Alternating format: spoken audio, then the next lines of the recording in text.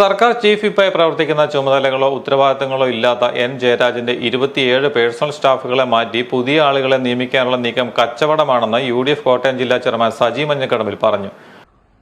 അധികാരങ്ങളോ അല്ലെങ്കിൽ ഉത്തരവാദിത്തങ്ങളോ ഒന്നുമില്ലാതെ വെറും സർക്കാർ ചീഫ് വിപ്പായി ഈ കേരള കോൺഗ്രസ് പ്രതിനിധിയായി പ്രവർത്തിക്കുന്ന ഡോക്ടർ എൻ ജയരാജന്റെ 27ഓളം വരുന്ന പേഴ്സണൽ സ്റ്റാഫുകളെ 2.5 വർഷം പൂർത്തീകരിച്ച പേഴ്സണൽ സ്റ്റാഫുകളെ അവരെ മാറ്റി പകരം പുതിയ സ്റ്റാഫുകളെ നിയമിക്കുവാനുള്ള നീക്കം ഒരു കച്ചവടമാണെന്നാണ് ഈ അവസരത്തിൽ എനിക്ക് സൂചിപ്പിക്കാനുള്ളത്.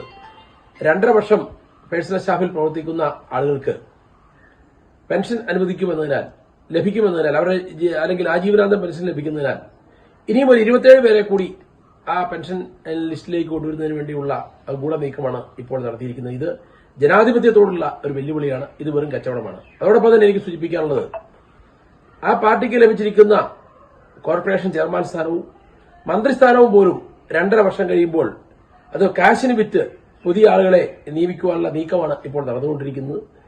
തീർച്ചയായിട്ടും ഇത്തരത്തില് അല്ലെങ്കിൽ അധികാരത്തെ ഒരു കച്ചവടമാക്കി മാറ്റുവാനുള്ള ജോസ് കെ മാണിയുടെയും കൂട്ടരുടെയും നീക്കം ഇത് കോടികളുടെ സാമ്പത്തിക ബാധ്യത ഖജനാവിനുണ്ടാക്കും.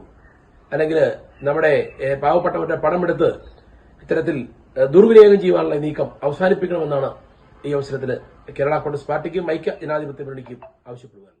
ജോസ് കെ മാണി വിഭാഗം ഭരണം സാമ്പത്തിക നേട്ടത്തിനുള്ള ഉപാധിയാക്കി മാറ്റിയിരിക്കുകയാണെന്നും പാർട്ടിക്ക് ലഭിച്ചിരിക്കുന്ന കോർപ്പറേഷൻ ചെയർമാൻ സ്ഥാനവും മന്ത്രിസ്ഥാനവും 2.5 വർഷത്തിനു ശേഷം കാശിന് വിറ്റ് പുതിയ ആളുകളെ നിയമിക്കാനുള്ള നീക്കമാണ് നടക്കുന്നതെന്നും സജി ആരോപിച്ചു.